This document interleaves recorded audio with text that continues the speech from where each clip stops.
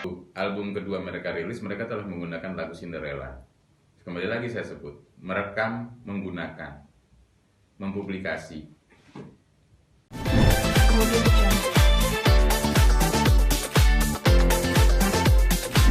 Ikuti berita-berita yang ada itu, ada satu pernyataan ya, atau ada satu pengakuan kalau tidak salah ya, bahwa Mas Ipai itu pernah suatu waktu sudah mengalihkan haknya ya, mengalihkan haknya kepada Ian ya, sehingga itulah yang menjadikan dasar apa yang menjadi pegangan mereka hingga hari ini.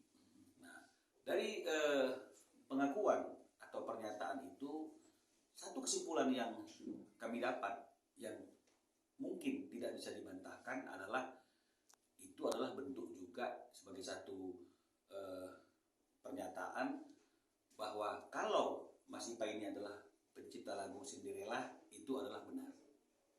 Kenapa menjadi benar? Karena ada pengalihan.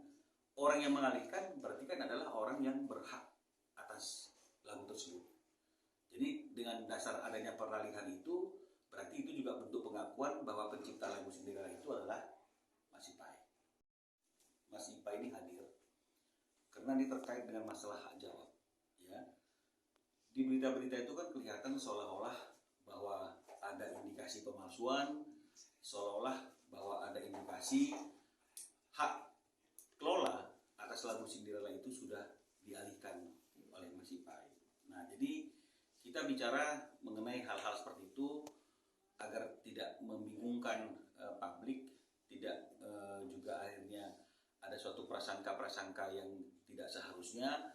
Jadi saya rasa untuk agar adanya informasi yang berimbang both side ya, kami hari ini ingin menggunakan hak jawab kami untuk mengklarifikasi beberapa hal atas pemberitaan media akhir-akhir ini mengenai lagu Cinderella.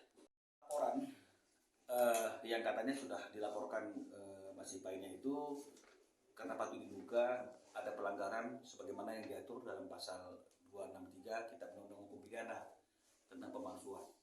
Nah, jadi terkait dengan pasal 263 itu tentang pemalsuan, ini kan ada kata-kata saya bacakan ya, ini supaya tidak keliru. Barang siapa membuat surat palsu atau memalsukan surat yang dapat menimbulkan suatu hak, perikatan atau pembebasan hutang, atau yang diperuntukkan sebagai bukti daripada sesuatu hal dengan maksud untuk memakai atau menyuruh orang lain untuk memakai surat tersebut seolah-olah isinya benar dan tidak dipalsu, diancam jika pemakaian tersebut dapat menimbulkan kerugian.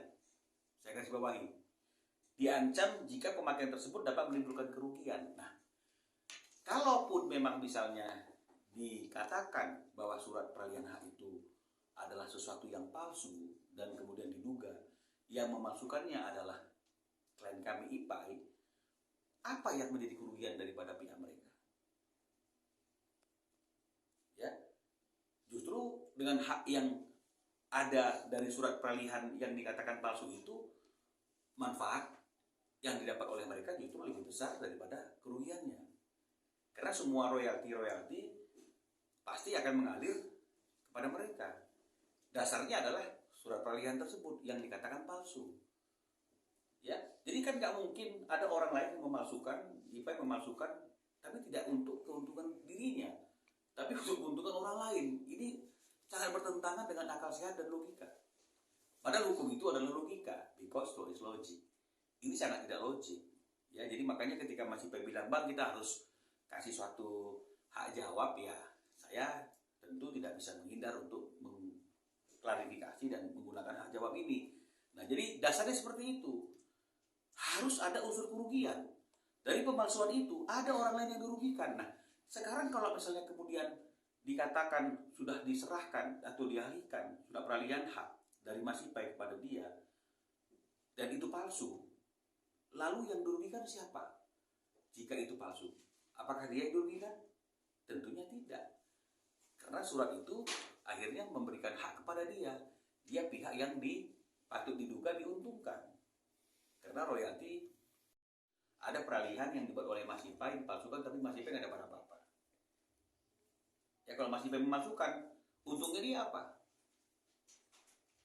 Karena harus ada kata-kata jika pemakaian tersebut dapat menimbulkan kerugian. Yang rugi di sini adalah Mas Ipay-nya. Karena Mas Ipay tidak pernah mendapat royalti.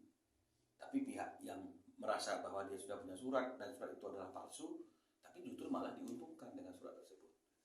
Nah, jadi yang pertama adalah karena adanya surat peralihan itu menunjukkan bahwa memang tidak diingkari, patut juga tidak diingkari, pencipta lagunya adalah Mas Ipay. Kalau memang dasarnya adalah surat peralihan yang membuat dia berani untuk artinya itu menguasai lagu tersebut karena sudah dianggap dialihkan oleh Mas Ipay, ketika Mas Ipay mensomasi itu sebenarnya simpel saja. Datang bermusyawarah, tunjukkan surat peralihannya tersebut. Kalau misalnya Mas Ipay lupa, ya tinggal diingatkan. Kamu dulu kan datang pada situasi seperti ini, saksinya seperti ini, di sini tempatnya, dan kamu harus gunakan haknya untuk melaporkan juga atas dugaan pemalsuan. Ya karena itu sudah jelas, objek suratnya juga muncul, dan mungkin karena kita nggak punya, ada ini yang mereka melakukan kontrak dengan label tanpa ada kontrak dengan kita. Nah, tapi dia bukan peralihan ya? Ini dia melakukan peralihan ke publisher kan, gitu, tanpa ada kita. Yang dari Mas Ipay peralihannya ke dia? Yang dari saya tidak pernah melihat. Tapi itu yang dikatakan. Itu yang dia sebut. Gitu. Jadi dia menyebut bahwasanya izin. Ya silakan. Dia menyebut bahwasanya ada peralihan surat pernyataan pengalihan hak cipta. Dari siapa aku nggak ngerti. Cuman dalam bentuk itu surat pernyataan. Berarti kan kalau dalam pernyataan itu saya memberikan pernyataan. Ya. Betul? Saya yang mengetik atau saya memberikan pernyataan. Benar? Tapi saya tidak pernah melihat surat itu. Saya cuma minta tunjukkan tempat dan waktu, siapa saja saksinya. Ya kan? Jangan bilang bahwa saksinya udah meninggal. Setidaknya kalau kita bikin surat pernyataan untuk aset seperti itu, mohon maaf itu kita sebut aja aset ya Pak. Iya. Harus ada saksi dari saya yang bertanda tangan, harus ada saksi dari dia yang bertanda tangan. Lah kalau cuma saya dan dia yang bertanda tangan, siapa yang menjadi saksi? Jin seperti yang dia sebut. Kan nggak gitu juga. Untuk apa kita harus ngomong jadi kasar dan lain sebagainya? Nggak penting. Juga sudah menyatakan ke Mbak Minola bahwa saya telah mendapatkan bukti gitu, bahwasanya seperti yang saya sampaikan ke kuasa hukum saya, sejak tahun 2003 waktu album kedua mereka rilis, mereka telah menggunakan lagu Cinderella. Kembali lagi saya sebut, merekam, menggunakan, mempublikasi, ya kan, mendistribusi lagu tersebut tanpa ada kesepakatan, kontrak, perjanjian apapun dengan saya.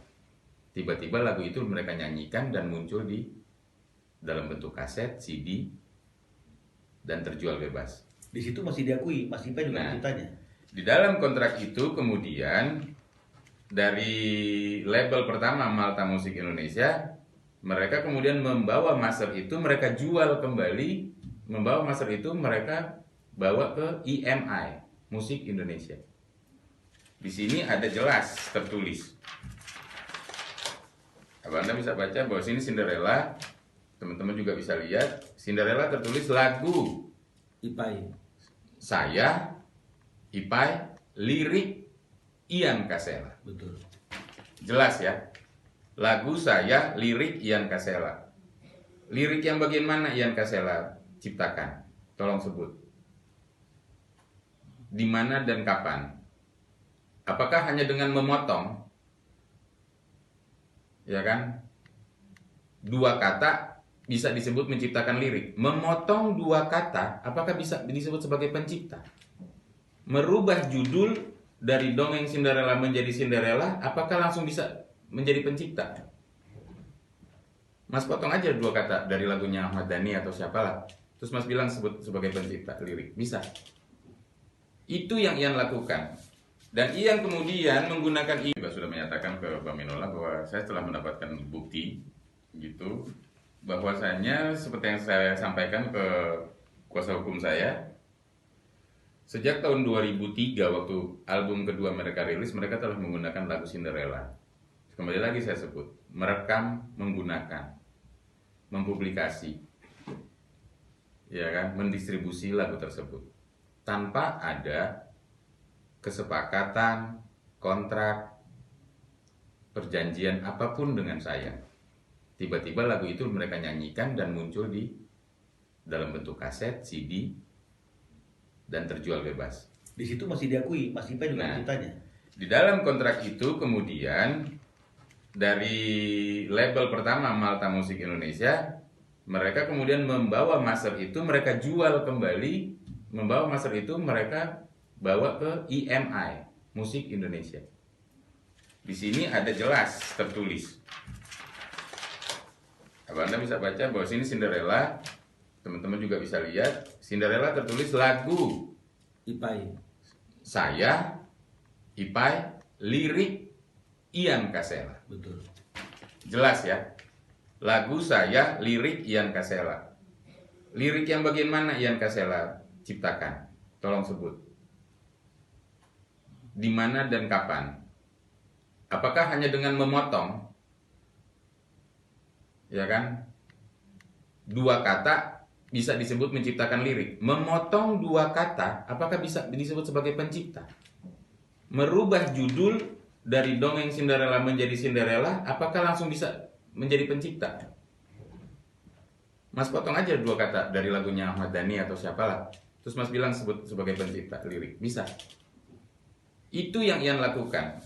Dan Ian kemudian menggunakan Ian, setidaknya ada 3 label yang dia berkontrak dengan tipe yang sama. Ada izin tak dari Mas Ipai? Tidak pernah ada izin dengan saya. Ada lagu Milik saya. Ada nggak seperti itu? Jadi sejak awal Raja muncul dalam industri musik Indonesia, mereka telah melakukan, ya patut diduga mereka telah melakukan penipuan dan pemalsuan. Karena kalau di dalam pasal-pasal ini, mohon maaf, buka deh kan? Ya. Gitu. Dalam pasal-pasal ini tertulis jelas hak dan kewajiban publisher. Hak publisher berhak atas sebagai berikut: menggandakan karya lagu dalam berbagai bentuk media rekam, mechanical right, hak menyiarkan, menyuarakan, dan lain-lain yang dapat didengar oleh umum dan bersifat komersial dalam performing right. Itu hak publisher, ya kan? Nah, dengan semua hak-hak yang dimiliki publisher, ada hak dan kewajiban pencipta. Hak dan kewajiban pencipta ini tertulis kemudian berhak menerima pembayaran atas pemakaian lagu sebesar 60%. Gitu. Menerima dan diterima atas penggunaan lagu tersebut oleh pihak lain yang dihitung sebagai royalti maupun flat pay. Flat pay ya, royalti. Nah, jadi semuanya itu udah Ian terima. Karena tertulis Ian. patut diduga. Patut diduga. Karena saya tidak pernah mendapatkan. Tapi sementara di kontrak ada nama Mas Ipai. Ada nama saya sebagai pencipta. Sebagai pencipta. Yang katanya konon dia tuliskan lagu. Lagu itu notasi berarti. Ya kan? Kewajiban-kewajiban pencipta. Wajib untuk menyerahkan kepada publisher data-data sebagai berikut: teks lirik, lagu, dan notasi lagu. Berarti dia serahkan itu, maka ada kontrak ini. Nama pencipta lagu asli dalam hal tersebut merupakan adaptasi dari karya lagu milik orang lain. Ya kan? Dia tidak menyertakan nama saya. Ini tahun 2005. Surat pernyataan pengalihan hak cipta yang menyatakan bahwa pencipta tidak keberatan atas didaftarkannya lagu tersebut. Ini ada surat pernyataan pengalihan selama berkontrak dengan publisher. Betul? Ini yang kemudian harusnya Ian minta surat pernyataan itu ke saya. Apakah ada? Saya sudah cek, tidak ada. Berarti dia tidak pernah meminta itu ke saya. Dia bertanggung jawab sendiri terhadap kontrak tersebut. Betul? Nah, pencipta akan merubah lirik itu nggak usah. Wajib menyerahkan daftar nama perusahaan. Ingat baik-baik ya. Wajib menyerahkan daftar nama perusahaan yang pernah menggunakan lagu yang sama. Ya kan? Diperjanjikan sebelum perjanjian ini dibuat. Baik belum direkam, sudah direkam tetapi belum diedarkan. maupun sudah direkam dan diedarkan. Betul? Ada perjanjian terlebih dahulu dan kami pernah bekerja sama dengan seseorang yang namanya Gilang Ramadan terhadap lagu itu. Ada kontraknya sekarang. Iya kan? Setidaknya dia tahu karena dia pernah datang ke sana. Moldi pernah datang ke sana. Moldi itu ikut band saya di Fresh, nonton band saya waktu saya masuk studio di kantong studio. Betul kan? Dia tahu itu. Pernyataan dan jaminan. Pencipta menyatakan dan menjamin bahwa pencipta adalah sungguh-sungguh orang yang menciptakan lagu yang diperjanjikan sehingga bercinta. Kemudian